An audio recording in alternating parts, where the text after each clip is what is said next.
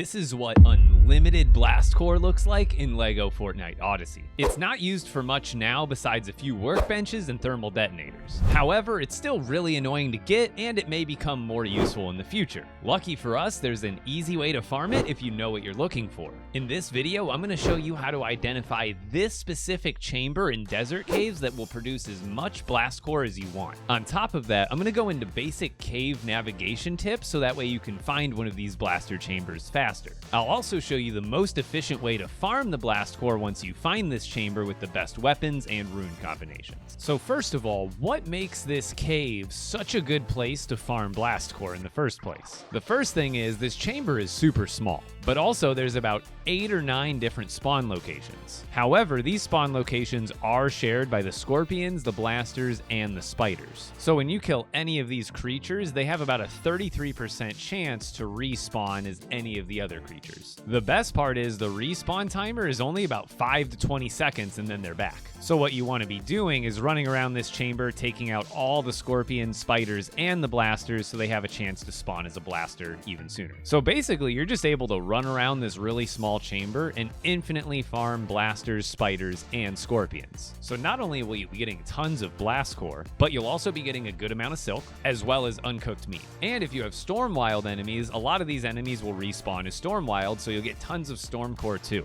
And of course, another thing you're going to farm like crazy from this is essence. So if you're already experienced with navigating caves, finding this chamber is going to be super easy because it's super simple to identify. So as you've seen from this video so far, is this chamber is a pretty small room. It has a bridge going through the center, and then it has lava flowing out of the ceilings on either side. Next, let's get into the best weapons, and honestly, the best weapon is probably a sapphire sword with a gold hilt. This is going to give us all 4 rune slots. The first rune I recommend is pretty obvious, that's damage 3. Another fairly obvious one is going to be durability 3. You want it to last as long as possible. The next one is really important. We want luck 3. So the way luck works is when you kill an enemy, it will actually have a chance to give you double what it normally drops. So blasters normally drop 1 blast core. However, with luck applied to our weapon, every once in a while, about 1 or 2 out of every 10 enemies that you take out is going to double up. Now, the last one isn't super necessary, especially if you're not playing with storm enemies on, but Stormbane 3. The reason for this is because it also does increase damage versus storm wild enemies, and not only do these creatures share spawn locations, but when you take them out and they respawn, they do have a chance to respawn as storm wild versions. Now, if you're playing without storm wild enemies on, I recommend Sapphire and Iron. With this combo, you only get 3 rune slots, but you get tons of extra durability. Also, another thing I recommend is bring materials to build a rune forge and a legendary rune forge. Like right now, I'm actually capped on essence, so if I wanted to stay here and farm more blast core, I wouldn't be able to pick up any more of the essence. However, what would be smart is if I brought materials for a rune forge, and then I brought some backup weapons to apply runes to before I even got there. So the reason you would want to bring a legendary forge is because when your weapon gets low, you could rift it, essentially restoring the durability. And then you could fight enemies with the rifted weapon until it turns legendary. Now, this is good to have turned on anyway, but you want to go to your audio settings and make sure you have visualize sound effects turned on. Like, obviously, it's really easy to see around this chamber, but with the effects turned on, you can see immediately when some of these critters spawn. So if you find this chamber and use those tips, you should be able to farm about a few hundred blast core per hour.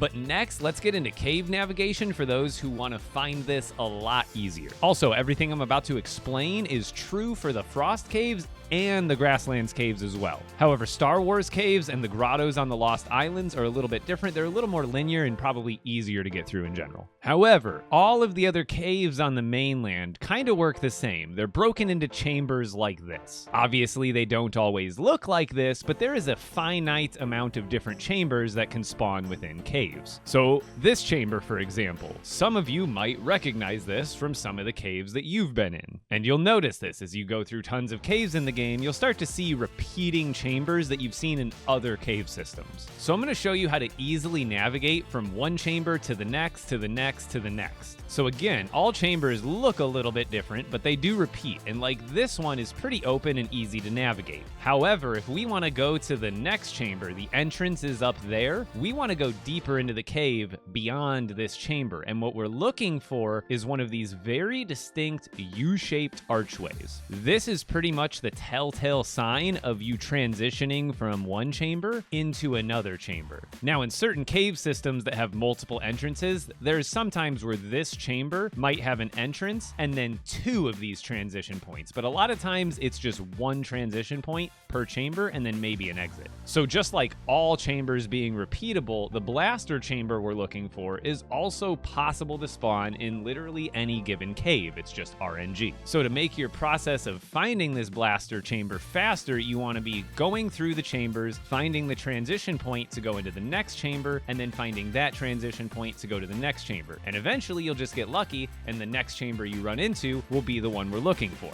So another way to tell for sure if you're going from one chamber to another is if these skeletons don't follow you past this line, you know this is the border from one chamber to another. You see how these melee guys are just throwing stuff at me now? They cannot cross this line. So now that we understand the transitions from chambers to chambers, let me explain why I have these campfires and staircases placed. So what some people do is they just put a marker at the beginning of the cave, so that way they kind of just follow the marker back to get out of the cave. I don't find that as reliable, so what I do is when I get into a cave, I go into this chamber, and then what I do is in a very obvious spot near the entrance, I put a campfire and a stairway. The stairway I always have pointing in the general direction of the exit. So they're like little checkpoints. If I'm all the way back here in this chamber, I'm going to be able to see that campfire and know that that's the exit over there.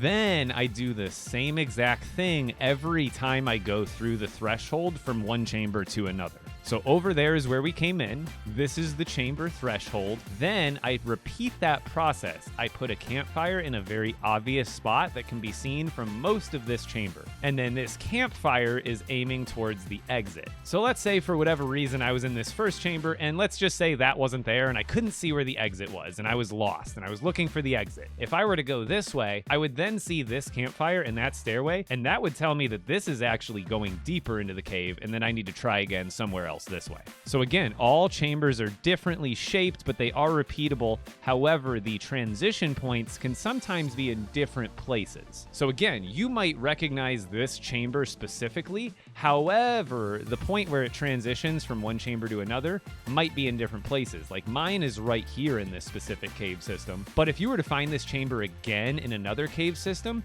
the exit to another chamber might be blocked off there and then somewhere else. And then again, as you can tell, I'm way down deep into this chamber and I can still see that campfire from way down here. And then from there, we're just identifying the next archway into the next chamber. And then just like before, as soon as we go through the chamber threshold, we put down one of these campfire and staircase combos. This is one of those chambers that's actually really confusing. It's very vertical. You can go down there, you can go around there. There's lots of different ways while you're staying in the same exact chamber. So you can search all over this part of the chamber and you probably wouldn't find an exit because the transition to the next chamber is like hidden way over here. Also, one thing to note is some of these archways that are transitional points, they don't always spit you directly into the next chamber. Like here, it takes us into this like one-way tube. It's pretty much the same thing, it's just a little bit longer. But what I do is I wait until I come out of that one-way tube and then I place my campfire and my staircase. And I think we're now, what, like 4 chambers deep?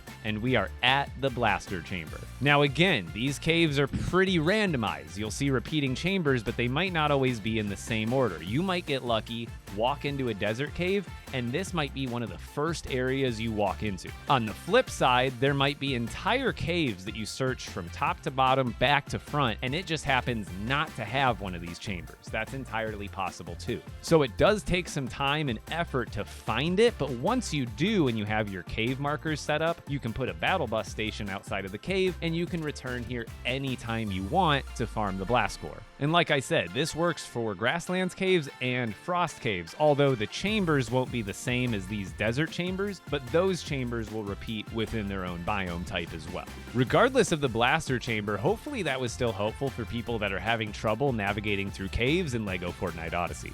But if anything in this video is helpful at all, be sure to subscribe and check me out on TikTok, YouTube, and Twitch, where I stream almost every day from 4 to 8 p.m. Pacific.